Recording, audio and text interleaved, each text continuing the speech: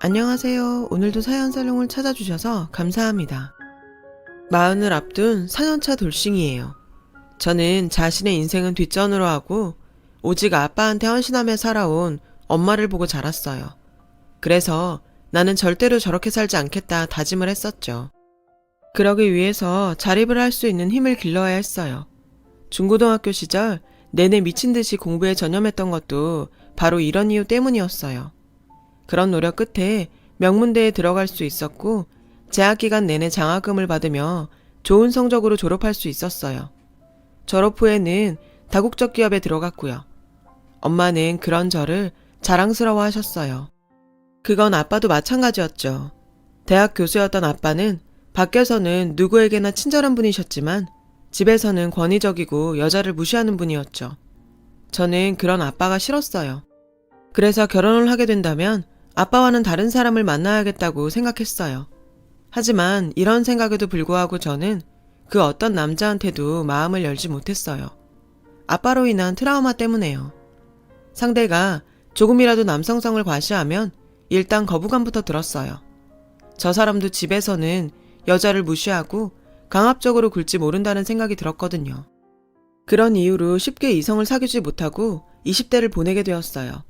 그러다가 30 중반이 되고 나서야 한 남자를 만나게 되었어요. 지적인데다 유머 감각도 있는 남자였죠. 권위적인 것과 거리가 먼 사람이었어요. 그래서 만나면 만날수록 이 사람이라면 미래를 함께할 수 있겠다는 확신이 들었어요. 그동안 만났던 남자들과는 확연히 달랐거든요. 제 의견을 존중해 주었고 배려심도 많았어요. 저는 그런 모습에 혹해서 성급하게 결혼을 약속하게 되었어요. 그런데 결혼하고 보니 그 사람의 실체가 드러나기 시작하더라고요. 남편은 마마보이였어요. 저는 그걸 신혼 초에 알게 됐지 뭐예요. 하루는 뜬금없이 이사를 가자더라고요. 얼마 살지도 않은 집을 빼서 이사를 가자니 이게 말이나 되는 소리예요? 계약 기간도 한참 남았는데 갑자기 이사를 하면 손해가 얼만데 이 사람이 왜 이러나 싶었죠. 그런데 뭐? 시댁 근처로 이사를 가자고? 왜? 우리 여기 들어와 산 지 6개월도 안 됐어. 근데 무슨 이사야. 회사랑도 가깝고 버스랑 전철역도 가깝고 좋다며. 그래도 엄마 옆에 살면 좋은 게 많잖아. 여긴 우리 집이랑 멀어서 엄마가 뭘 좀 챙겨주고 싶어도 오고 가는 게 힘드시대. 그러니까 어머님 때문에 이사를 가자는 거야? 그리고 우리 집이라니. 시댁이 왜 우리 집이야? 여기가 우리 집이지. 아, 좀 따지지 말고. 넌 다 좋은데 가끔 너무 따지고 들더라. 그 일로 남편과 며칠을 싸웠는지 몰라요. 남편은 제 말이 맞는 것 같다고 하다가도 자기 엄마랑 얘기를 하고 나면 또 말이 달라졌어요. 그럴 때마다 이 남자랑 계속 살아야 하나 싶은 생각이 들었죠. 오빠, 지금 이사 가면 손해가 얼만 줄 알아? 집주인이 안 된다고 하면 그것도 문제고 우리 이사 비용도 그렇고. 나도 이사 비용 때문에 엄마한테 얘기해봤는데 엄마가 보태주시겠대. 집주인이 당장 보증금 못 준다고 하면 그 돈 언제 받게 될지도 몰라. 아, 그런 문제가 있었어? 난 몰랐네. 머리를 긁적이며 맹한 표정을 짓는데 기가 막혀서 숨이 턱 막히더라고요. 남편은 사람이 좋은 게 아니라 아는 게 없는 똥멍청이였던 거예요. 이사 문제가 그렇게 해결되나 싶었는데 남편이 밤에 와서는 딴소리를 하더라고요. 보증금 당장 못 받아도 괜찮을 것 같아. 엄마가 먼저 다 내주시기로 했어. 오빠, 왜 또 마음이 바뀐 거야? 보증금 두고 왜 어머님 도움을 또 받아? 그게 그 돈이지, 안 그래? 어차피 우리 엄마가 해준 돈인데. 안 되겠다 싶었어요. 그래서 전 시댁에 가는 날 시어머니와 단판을 지어야겠다 마음 먹었어요. 시댁에서 점심을 먹고 난 후 남편이 어머니 심부름으로 시장에 갔어요. 저는 이때다 싶었죠. 어머니, 저희 그냥 지금 사는 집에서 계약한 날까지 살면 안 될까요? 저희 출퇴근 문제도 그렇고 세입자를 못 구하면 언제 보증금을 돌려받을 수 있을지도 모르거든요. 넌 니들 출퇴근 힘들다고 늙은 시엠이 힘든 건 생각 안 하니? 그리고 보증금은 내가 먼저 준다고 한 소리 못 들었어? 어차피 내 주머니에서 나가는 건데 뭐가 문제야? 말이 안 통한다 싶었어요. 왜 남편이 자기 엄마만 만나고 오면 말이 달라지는지 알 것 같았죠. 그런데 그 보증금 말이에요. 남편이랑 어머님은 마치 전셋집을 시댁에서 다 해준 것처럼 말하는데 사실 그건 아니거든요. 엄연히 거기엔 제가 보탠 돈도 40% 이상 되니까요. 집 구할 때 너희 둘이 같이 살 집이니 저도 보태라고 하셔서 적금 깬 돈 털어서 넣어드렸거든요. 그런데 이제 와서는 온전히 당신 돈인 것처럼 말하시니 기가 막혔죠. 그런데 웃긴 건 그 다음이었어요. 듣자 아니 너? 네 남편 아침밥도 안 챙겨준다며? 고작 빵 쪼가리에 시리얼 먹고 다닌다는 얘기를 듣고 내가 억장이 무너져서 맞벌이 한다는 핑계로 집안일 팽개치고 사는 모양인데 난 그런 꼴 못 본다. 그러니 앞으론 아침밥 좀 챙겨 먹여라. 아니 바쁜 아침에 빵이랑 시리얼 먹는 게 뭐가 문제예요? 게다가 일은 당신 아들만 하나요? 저도 똑같이 밖에서 돈 버는데 왜 제가 남편 아침 밥상을 차려야 하냐고요. 마침 그때 남편이 돌아왔어요. 그리고는 눈치도 없이 끼어들었죠. 맞아 엄마. 난 밥 체질이라 빵은 먹기 싫더라고. 자기야 내일부터는 아침밥 해줄 거지? 아예 엄마 앞에서 약속해. 이거 봐라. 한국 사람이 밥을 먹어야지 그깟 빵 쪼가리로 되겠니? 아침에 조금만 일찍 일어나서 부지런 떨면 될걸. 그렇게 게으름을 피워서는 남편 밥도 안 먹이는 게 말이 되냐고. 정말 두 사람 대화를 듣고 있자니 어이가 없어서 말문이 막히더라고요. 네가 얘 아침마다 갓 지은 뜨끈한 밥에 된장찌개, 생선 구워줄 자신 있으면 거기서 쭉 살고 아님 당장 이사와. 어머님은 말도 안 되는 요구를 하시고는 방으로 휙 들어가셨어요. 그날 밤 집에 돌아온 저는 밤새도록 잠을 이루지 못했어요. 그런데요, 눈치 없는 남편놈은 아주 코까지 골며 자더라고요. 결국 우리 부부는 보증금을 나중에 돌려받기로 하고 이사를 하게 됐어요. 그리고 그 순간부터 헬게이트가 열렸죠. 어머님은 새벽 5시부터 저희 집에 오셔서는 남편 아침상을 차리셨어요. 그럴 때마다 남편은 어른이 일하시는데 잠만 잘 거냐고 절 깨우기 일쑤였고요. 하는 수 없이 몇 번은 나가서 거들었지만 도저히 안 되겠더라고요. 한 번은 화가 치밀어 올라서 남편한테 소리를 질렀죠. 그럼 당신이 나가서 도와드려. 당신 때문에 어머니 모시는 거니까. 제 말에 남편은 밖으로 나갔어요. 그런데 글쎄 남편이 나가서 어머님한테 뭐라고 했는지 아세요? 엄마, 집사람이 나 때문에 엄마가 오는 거니까 나보고 나가서 도우래. 아, 저는 그제야 제가 바보하고 결혼했다는 걸 뼈저리게 느꼈어요. 그 말에 시어머니는 노발대발 하셔서는 침실 문을 벌컥 열고 들어오셨어요. 얘, 내가 언제 너더러 나 도우랬니? 니들 아침 차려준다고 이 고생을 하는데 시애미가 고생하는 거 보고 튀어나오지 못할 망정 남편을 내보내? 너 그거 어디서 배워먹은 버르장머리냐? 니네 친정에선 그렇게 가르치디? 더는 안 되겠다 싶었어요. 그놈의 아침밥이 뭐라고 새벽부터 찾아와서는 친정까지 들먹이며 이 난린지. 한평생을 아빠를 위해 헌신하는 엄마가 지긋지긋해서 이를 갈았는데 이러다간 제가 그 꼴이 나겠더라고요. 어머니, 죄송한데요. 아침밥 하러 오시는 거 이제 그만하시면 안 돼요? 아침잠을 설쳤더니 일하는데 지장이 있어서요. 아침은 저희가 해먹을게요. 어머님도 힘드시잖아요. 그랬더니 어머님은 그 새벽에 집이 떠나가라 한탄을 하시더라고요. 내가 살다 너 같은 며느리는 처음이다. 지 잠 설친다고 아침에 들어온 시애미를 오지 말라는 게 이게 말이 되니? 세상에 드라마 속 못된 며느리가 여기 있었네. 아유, 내 팔자야. 제 딴에 최대한 감정 죽이고 예의 차려 얘기했는데 그마저도 어머님은 못된 며느리 구박으로 받아들이더라고요. 더 이상 말을 말자 싶었어요. 그런데 웃긴 건 뭔지 아세요? 이 와중에 남편은 남의 집 불구경하듯 하품을 쩍 하며 냉장고에서 우유를 꺼내 먹고 있더란 거예요. 아니, 자기 엄마랑 와이프가 싸우는데 우유가 목구멍으로 넘어가요? 게다가 이 싸움이 누구 때문에 났는데요. 정말 정내미가 똑 떨어졌어요. 저는 속에서 욕이 나오려는 걸 꾹 참으며 조용히 말했어요. 기분 상하셨다면 죄송해요. 하지만 제 사정도 좀 헤아려 주세요. 그러자 어머님은 얼굴색이 확 변하더니 가져온 반찬을 바닥에 내팽겨 쳤어요. 그럼 네가 제대로 해. 내 아들 아침에 빵 쪼가리 먹이지 말고 잘 하라고. 이후 어머님과의 전쟁이 시작됐어요. 어머님은 새벽뿐이 아니라 밤이고 낮이고 아무 때나 문을 따고 들어왔어요. 한참 쉬고 있는 일요일 오후에 갑자기 들이닥쳐선 집안일 잔소리부터 냉장고 속까지 전부 참견을 해댔죠. 저는 그때까지만 해도 어떻게든 이번 위기만 넘기면 괜찮을 거다 생각했어요. 결혼한 지 1년도 안 됐는데 이혼을 하는 건 너무 성급한 것 같았거든요. 게다가 남편은 제가 정말 힘들게 마음을 준 사람인데 노력도 안 해보고 끝내는 건 아니다 싶었거든요. 그런데 이 집의 문제는 어머님뿐만이 아니었어요. 얼마 뒤 호주에 사는 손위 시누이가 한국에 들어왔어요. 온 김에 두어 달 있다가 간다고 하더군요. 저는 어머님 부름을 받고 시댁에 갔어요. 시누이가 잡채랑 닭강정이 먹고 싶다고 했다나요?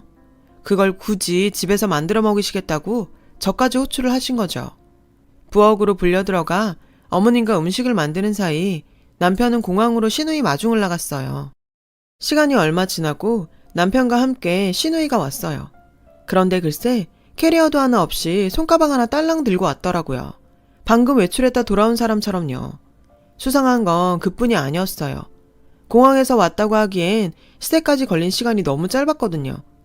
못해도 1시간 반은 좋게 걸릴 거리를 30분 만에 왔다는 게 아무래도 이상했죠. 오빠, 공항에서 온 거 맞아? 주말이라 차도 많이 막혔을 텐데 어떻게 이렇게 빨리 왔어? 순간 남편은 놀란 얼굴로 어머님을 쳐다보더라고요. 그때였죠. 듣자하니 올케가 우리 엄마를 시집살이 시킨다며? 어떻게 며느리가 시어머니를 부려먹고 살 생각을 해? 나 올케 행동거지 감시하려고 한국에 들어온 거니까 앞으로 각오 단단히 해. 시누이가 저를 보고는 다짜고짜 이러지 뭐예요. 어찌나 황당하던지. 형님, 뭔가 잘못 알고 계신 모양인데요. 제가 어머님을 부려먹다니요. 그런 적 없어요. 혹시 아침밥 얘기라면 그건 어머님이 원해서 하신 일이에요. 저도 몇 번이나 그러지 마시라고 말렸지만 통 안 들으시네요. 그러자 어머님이 식탁 위에 있던 국자를 바닥에 집어 던졌어요. 너 그 입 좀 다물면 안 되겠니? 방금 호주에서 온 시누이를 현관 앞에 세워두고 그게 할 소리야? 성아야, 오느라 힘들었지? 일단 들어와서 밥부터 먹자. 쟤하고 말하다 보면 열통 터져서 밥도 못 먹는다. 밥 먹고 천천히 얘기해도 돼. 순간 싸한 기분이 들었어요. 이 집 식구들이 저만 빼놓고 뭔가 작당을 꾸미는 것 같았거든요. 그리고 그 생각은 틀리지 않았어요. 상을 차리는데 시누이가 냉장고에 들어있는 밑반찬이며 찬장의 그릇까지 이미 위치를 다 아는 사람처럼 능숙하게 찾아 꺼내더라고요. 몇 년 만에 친정에 온 딸이라고는 볼 수 없을 정도로요. 그때 알았어요. 이 집 사람들은 마음을 열고 기다린다고 가족이 될 수 있는 사람들이 아니라는 걸요. 그리고 식사가 끝나갈 무렵 시누이가 밑밥을 깔기 시작하더라고요. 엄마, 호주 부동산에 투자 안 할래? 브리즈번에 대규모 주택단지가 들어서는데 거기가 요즘 난리도 아니야. 중국인들이 돈다발 들고 찾아온다니까. 다행히 우리 그이가 그쪽에 아는 사람이 있어서 좋은 걸로 하나 떼어준다 그랬어. 들어보니 성욱이네 전셋집 내놨다며. 그 보증금 받아서 투자해보면 어때? 이거였어요. 시누이가 한국에 온 건. 손 놓고 있다가는 제 돈도 떼일 판이었죠. 어머 형님, 그 보증금은 엄연히 오빠랑 제 건데 그걸 노리시면 어떡해요. 그리고 호주 부동산 꺾인 지가 언젠데. 그러지 마시고 한국에서 푹 쉬시다 돌아가세요. 오랜만에 어머님이랑 여행도 좀 다니시고요. 올케, 말이 좀 그렇다? 엄연히 그 집은 우리 엄마가 해준 집인데 무슨 소리야? 아무리 사람이 염치가 없어도 올케가 그 돈 먹겠다 그러는 건 좀 아니지. 그리고 놀다 가라니? 내가 애야? 이게 어디서 배워먹은 말버릇이야? 엄마, 올케가 평소에도 엄마한테 이래? 말해 뭐하니. 내가 아주 쟤 때문에 늙는다 늙어. 이래서 집안에 여자를 잘 들여야 된다고 그러는 거지. 내가 이 나이에 며느리 시집살이 하게 될 줄 누가 알았겠니. 아주 모녀가 쌍으로 절 몰아세우더라고요. 하지만 여기서 밀리면 정말 끝일 것 같았어요. 오늘은 무슨 일이 있어도 결판을 내야겠다 싶었죠. 그런데 글쎄 남편 놈은 슬쩍 자리를 피하지 뭐예요. 혹여 제가 내 편 들어달라고 할까봐 제 눈치를 살피며 은근히 저랑 거리를 두고 앉더라고요. 이런 걸 남편이라고 믿고 살았다니 정말 제 발등을 찍고 싶은 심정이었어요. 그래도 어떡하겠어요. 이런 남자를 고른 게 바로 저인걸요. 저는 밥숟가락을 딱 내려놓고 가방이랑 옷가지를 챙겨 들었어요. 그리고 시집 식구들 보란듯이 얘기했죠. 이 집에 더 있다간 혈압 올라서 쓰러질 것 같으니 이만 돌아갈게요. 그리고 당신은 여기서 있고 싶으면 있어. 여기서 푹 쉬면서 당신 누나랑 어머님 음식 실컷 먹으라고. 그렇게 시댁집 문을 나섰는데 뒤에서 펄펄 뛰며 제 욕을 하는 소리가 들렸어요. 그러거나 말거나 저는 뒤도 안 돌아보고 그대로 나왔죠. 그리고는 바로 이혼 전문 변호사부터 찾아갔어요. 변호사와 상담을 하며 일단 전에 살던 집 전세 보증금으로 들어간 제 돈부터 돌려받고 싶다고 했어요. 그래야 저도 작은 방이라도 얻어 생활을 할 수 있을 테니까요. 변호사는 어차피 이혼 전에 부동산과 은행 예금은 기본적으로 조사해야 하니 조사 후 며칠 뒤 연락 주겠다고 하더군요. 결국 그날 밤 남편은 집에 오지 않았어요. 월요일 퇴근 후에야 집으로 왔더라고요. 제 눈치를 살피며 서재에서 자더군요. 그런데 얼마 뒤 엄청난 걸 발견한 거예요. 저는 변호사의 전화를 받고 회사에 반차를 내곤 곧장 변호사 사무실로 달려갔어요. 저희가 알아본 바로는 지금 사시는 집은 깡통 전세예요. 이 집이 지난달에 경매로 넘어갔는데 모르셨어요? 저는 입이 딱 벌어졌어요. 계약이면 모든 걸 어머님이 했기에 전혀 몰랐거든요.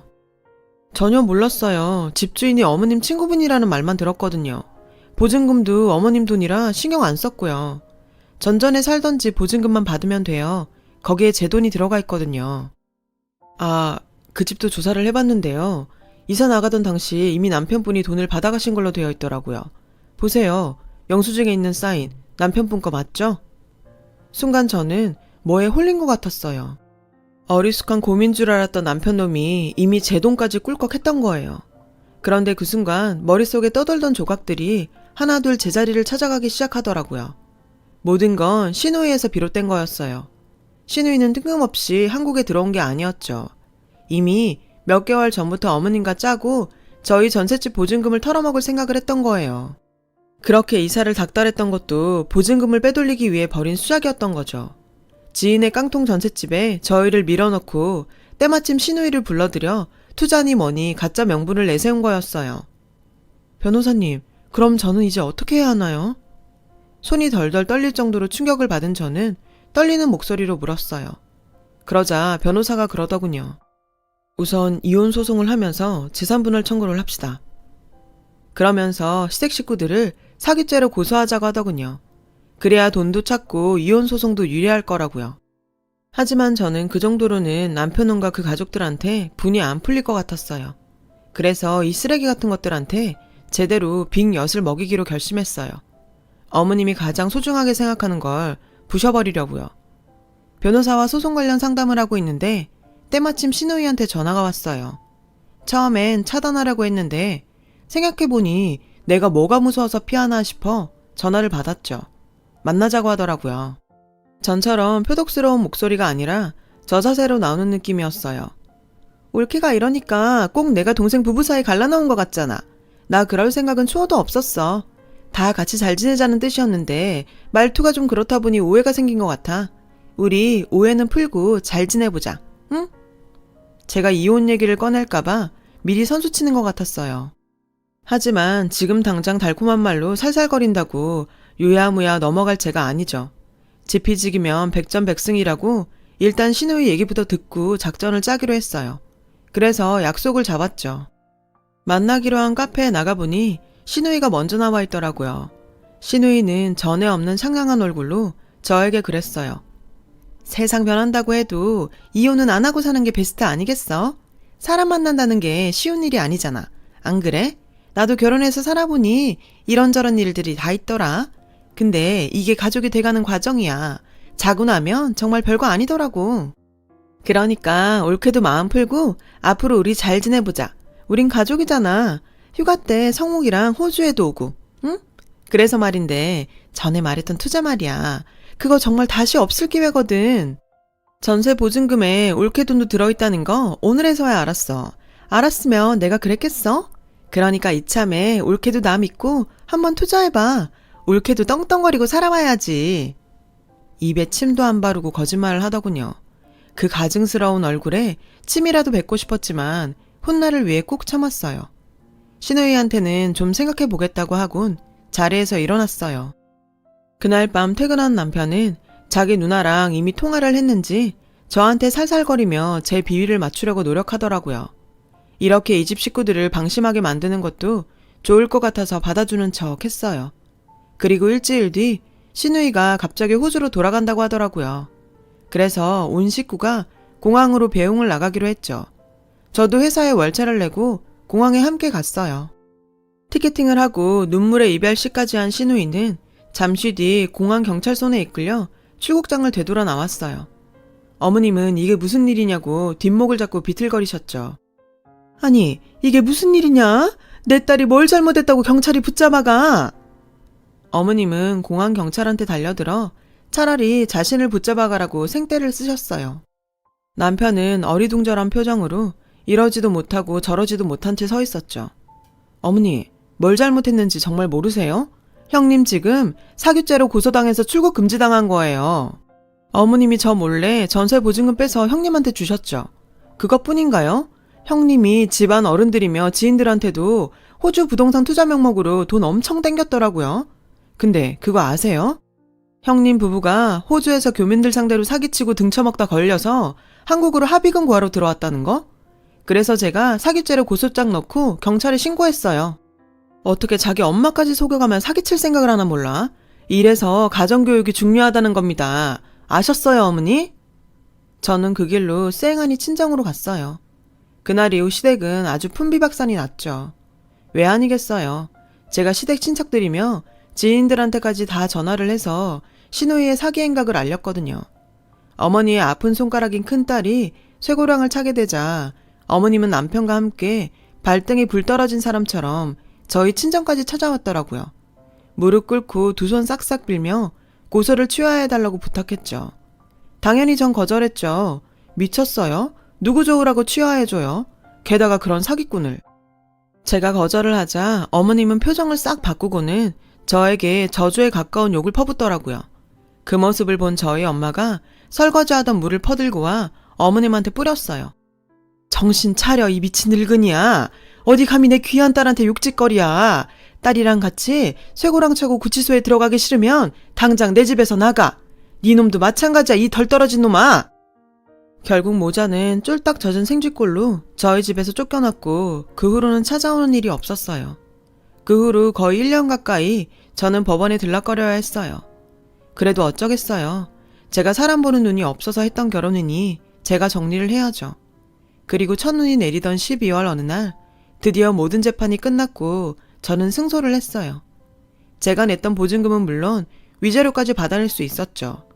그리고 형님은 현재 형무소에 수감 중이에요. 어머님은 늦음하게 징역 사는 딸내미 수발까지 들게 되었고요. 남편이요. 그 인간은 엄마 때문에 자기 인생 망쳤다고 법원에서 쌩 난리를 치고 난동을 부리다가 구류 5일에 유치명령 5일을 받고 구치소에 있어요. 저는 온전히 자유의 몸이 되었고요. 물론 이혼녀라는 말을 어디 가서 하기 쉽지 않고 그 사실을 알게 된 사람들의 눈빛이 변하는 걸 보며 저도 상처받겠지만 그래도 전 이혼하길 잘했다고 생각해요. 잘못된 길에 들어섰다면 끝까지 가볼 게 아니라 돌아 나오는 게 방법이라고 생각하거든요. 저의 짧았던 결혼 생활은 제 인생에서 가장 뼈아픈 기억으로 남을 것 같아요. 하지만 이런 실패를 발판 삼아 더 나은 인생을 살 수 있도록 노력할 생각이에요. 제 긴 사연을 들어주셔서 감사드려요. 힘든 일이 많은 시기지만 여러분도 씩씩하게 보내시길 바랍니다. 복 받으세요. 여러분, 사연 댓글에 응원과 현명한 조언 부탁드려요. 좋아요와 구독은 저에게 큰 힘이 됩니다. 오늘도 좋은 일 가득하세요.